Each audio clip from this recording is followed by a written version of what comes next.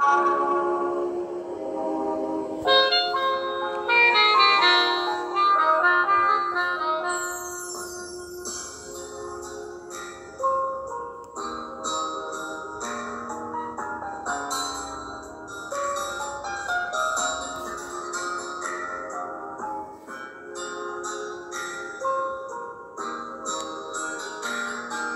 Friends, welcome back to my channel. তো MS ইন্টেরিয়ারের যে first কাজ আমরা সঙ্গমে পেয়েছিলাম টাওয়ার 15-এ, সেই কাজটা অলমোস্ট শেষের মুখে। আজকে ধরো একটু আধটু কাজ যেটা বাকি আছে সেটা শেষ হয়ে কালকে পুরোপুরি হ্যান্ডওভার হয়ে যাবে।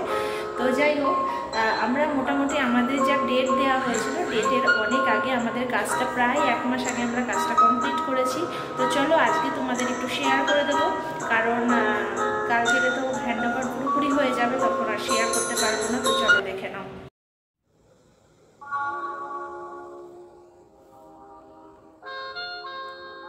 এন্ট্রান্সেই মেন ডোরের ঠিক উপরে যে স্পেসটা আছে সেটাকে কিন্তু এখানে ইউটিলাইজ করা হয়েছে। সেখানে একটা লফট বানানো হয়েছে, যে লফটটা কিন্তু সত্যি খুবই প্রয়োজনীয় আমাদের ফ্ল্যাটের ক্ষেত্রে। ফ্ল্যাটে যেহেতু রাখার প্রবলেম হয়, তো সেখানে একটা বা দুটো লফট কিন্তু অবশ্যই দরকার, কারণ স্টোরেজ এরিয়া না থাকলে কিন্তু জিনিসপত্র রাখতে ভীষণ অসুবিধা হয়।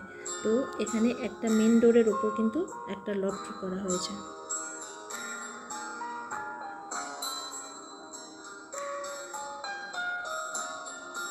তো এরপরে দেখো এখানে একটা ক্রকারি ইউনিট করা হয়েছে, যেটা এবং সাইড এবং উপরের স্পেসটাকে ইউটিলাইজ করে কিন্তু এখানে একটা ক্রকারি ইউনিট হয়েছে। তার সাথে সাথে এখানে একটা ছোট্ট মতো ব্রেকফাস্ট ইউনিটও করা হয়েছে, যেখানে বসে ব্রেকফাস্ট করা যাবে।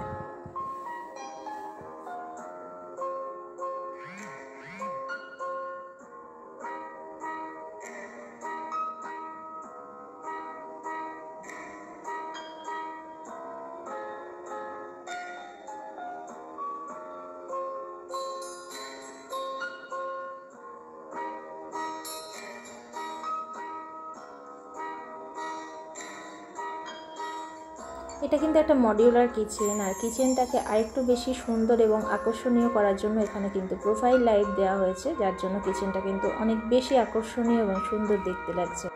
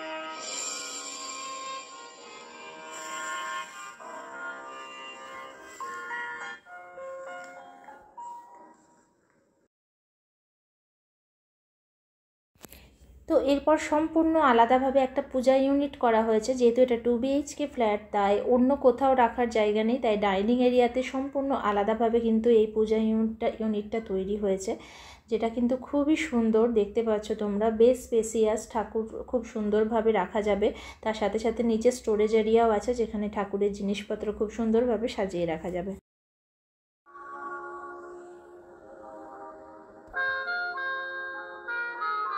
একটা কথা অবশ্যই বলতে হবে, সেটা হচ্ছে যা ডিজাইন দেখছেন বা কালার সবটাই কিন্তু ওনারের চয়েস এবং তার চিন্তাভাবনাকে বাস্তবায়িত করেছে আমাদের এমএস ইন্টেরিয়ার।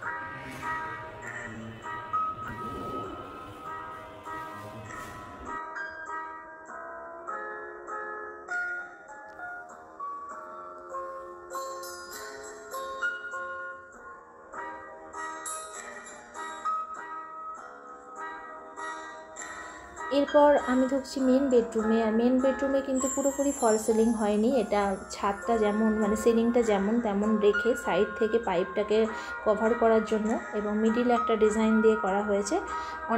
অনেকেই আসলে কস্টটাকে একটু কম করতে চান, সেই হিসাবে কিন্তু এই ব্যবস্থা করা হয়েছে।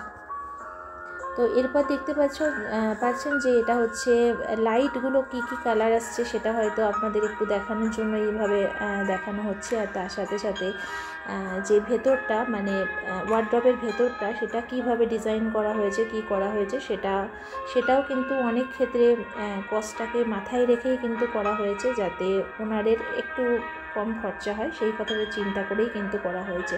এবং দেখতে পাচ্ছেন সাইড থেকে কিন্তু পুরোপুরি পাইপটাকে ঢাকা হয়েছে এবং তার সাথে লাইটের ব্যবস্থা করা হয়েছে। এক্ষেত্রে কিন্তু কস্টটা অনেকটাই কমে যায়।